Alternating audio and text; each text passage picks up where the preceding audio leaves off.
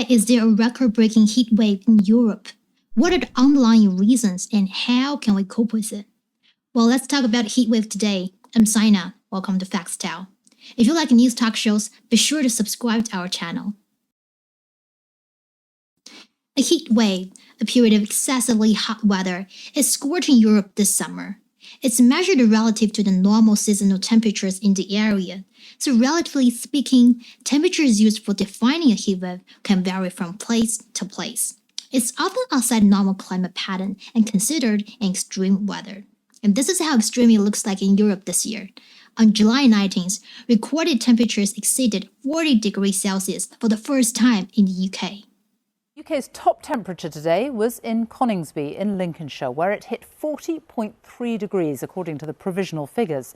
But more than 30 weather stations across England beat the previous record of 38.7 set in July 2019. And the recent summer nightmare has left 1,055 estimated deaths in Spain, well over 100,000 acres burned by forest fire, collapsed roads and railways, a derailment, and agricultural losses. So this is a serious weather phenomenon that can be quite dangerous. In fact, scientists have identified Europe as a heatwave hotspot, exhibiting upward trends that are 3 to 4 times faster than the rest of the northern latitudes over the past 42 years, which makes Europe an abnormality. That is why our European friends are so anxiously worried about a few questions, like, will it come back? If there's another, will it be worse? But first of all, why would such a heat wave occur at the first place? When it comes to a heat wave, our intuition would be global warming. Well, global warming is certainly one of the reasons to blame, but there are also other specific causes in the natural world around us that can be linked back to climate change as well. One reason that can explain why there's more extreme heat forming in Europe is the presence of double jet stream. The jet stream is a current fast-moving air that loops around Earth from west to east and is quite influential to Europe's climate. Double jets, however, occur when a certain jet stream splits in two. They are in fact quite normal, but climate change makes them happen more often and last longer. And yet, here comes the problem. According to an article published in Nature Communication recently, scientists find there are strong connections between frequent and persistent double jets and European heat waves. We can see immediately that the double jets are characterized by particularly increased values of cumulative intensity of heat waves, especially over Central and Western Europe. The article suggests that double jets can explain up to 35% of temperature variability and almost all the extra heat in Western Europe. Under a double jet, airflow over most of Europe is more sluggish than usual, which can set a stage for the buildup of extreme heat. When we look at Southern Europe, there's a different cause for high temperatures. Iridification is how climate change is demonstrated in Southeast Europe, an increase in mean annual temperature as well as a decrease in the yearly precipitation. Yet according to a paper published by European Environmental Agency in 2021, Europe's southmost regions are experiencing their highest level of aridity. Although it generally tapers off towards the north, there will be more aridity in the future, which can also last longer, especially in northern parts of the Iberian Peninsula, Turkey, and Balkans. Changes in one of the world's major ocean currents could also be another factor influencing Europe's climate. Amok, the Atlantic Meridional Overturning Circulation. It is a tipping component of the climate system. Scientists found Amok has been weakening since mid-20th century. Although the forcing factors right now were not fully understood, evidence has been found to prove that increasing carbon dioxide concentration in the atmosphere weakens Amok. According to this report published on Nature Partner Journals, most climate projections indicate that Amok will suffer a centennial scale slowdown during the 21st century.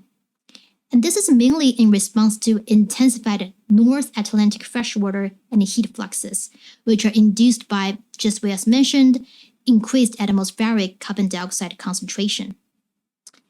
Drivers of hot temperatures in the European summer are diverse.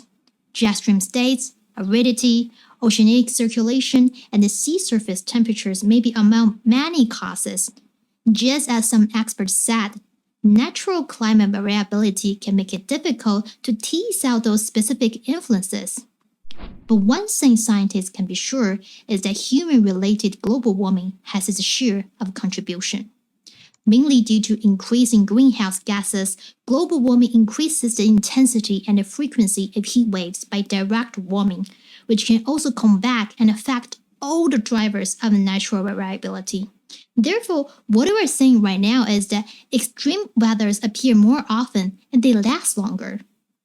In the past few years, we've seen many hurricanes, tornadoes, torrential rains, dust storms, and floods in different parts of the world. Yet, according to scientific studies, extreme weather such as heat waves and large storms will likely become more frequent and more intense due to the current climate. So, facing this grave worldwide issue, how are politicians, our world leaders, doing? Well, the truth is that we're witnessing many political battles being fought to achieve certain important ends, yet unfortunately at the expense of the climate. In June 2017, then US President Donald Trump announced Americans' withdrawal from the Paris Agreement, a pact signed by more than 50 countries to strengthen the global response to the threat of climate change.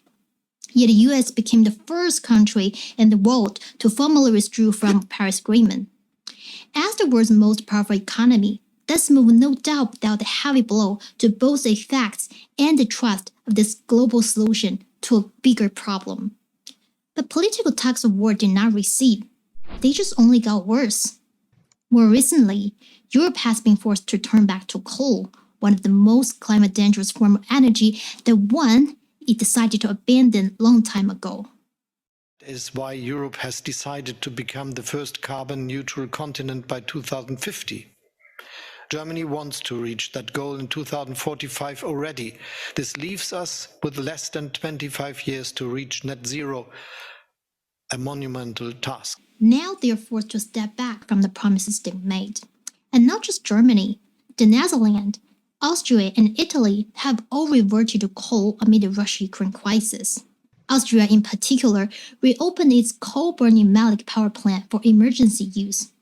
According to the website mayor.eu, this is hugely symbolic, as the Malik plant was the last that Austria shut down following its coal exit in 2020. Why we're saying that reverting to coal is dangerous? In terms of generating electricity, natural gas produces around 117 pounds of carbon dioxide per million British thermal units, while coal emissions are almost double. Natural gas-fired generators are also more efficient than coal-fired ones. That's why, on average, we're saying natural gas-fired generators produce electricity with significantly less energy input than coal, helping to lower carbon dioxide emissions in general. So, does Europe want to go back to highly polluting coal and break the promises they made publicly in Glasgow? Of course not. But the snap of their energy cooperation with Russia has left them with no choice. And honestly speaking, the breakdown of cooperation between Russia and European countries like Germany was not something Russia wanted to see either. So who won it? Or let's say, who has benefited the most? Politically and economically speaking, the United States. When planning to jeopardize all those pipeline deals, the US knew Europe would be short of energy, might get involved in an energy crisis, and may even switch back to coal. Yet the US still went ahead and do it anyway, as it has this impenitent obsession with expanding its own national interests. It is willing to fan an international conflict, create chaos in energy market, break the global supply chain and already stable partnerships, sacrifice the social welfare of its allies, and last but not least, forgo agreements and stall climate protection just to achieve its own political ends. And what are they? Well, ones like destroying Russia's economy, depreciating the euro, getting a fruitful LNG deal, further consolidating NATO and European dependence, spending roughly about $54 billion to buy weapons from the military-industrial complex, and dragging out this conflict to deliver a heavy blow to its old enemy in Siberia, and let American energy interest groups to make enormous amount of money due to high oil prices. The solidarity of protecting our planet collapses when any single party puts its self-interest above all else. What troubles me most is that in facing this global crisis, we are failing to work together as a multilateral community. This has to be the decade of decisive climate action. That means trust, multilateralism, and collaboration. We have a choice: collective action or collective suicide. It is in our hands. Collective action or collective suicide, that's it. We often tend to treat climate change as an isolated issue, yet it isn't. It's intertwined with every aspect of our lives and with all sorts of international political issues.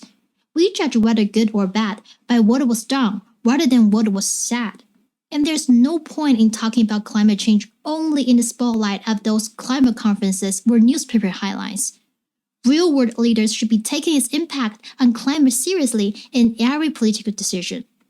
When we allow certain people to create confrontation for their own interests, we're not allowing this country to get away from taking responsibility for climate change. We're allowing the detriments caused to break our only but strongest shield against climate change: cooperation. So hey politicians, stop playing blame games or issuing empty checks. Take climate into account whenever you think about provoking regional conflicts or playing countries against each other. Stop forcing other countries to take sides between the allies or the climate. And how about starting to take real responsibility? How about learning to care sincerely?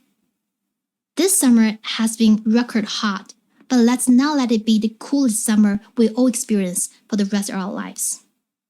That's it for today. Thanks for watching. If you like our show, be sure to click like and subscribe. I'm Sina. I'll see you guys next time. Bye for now.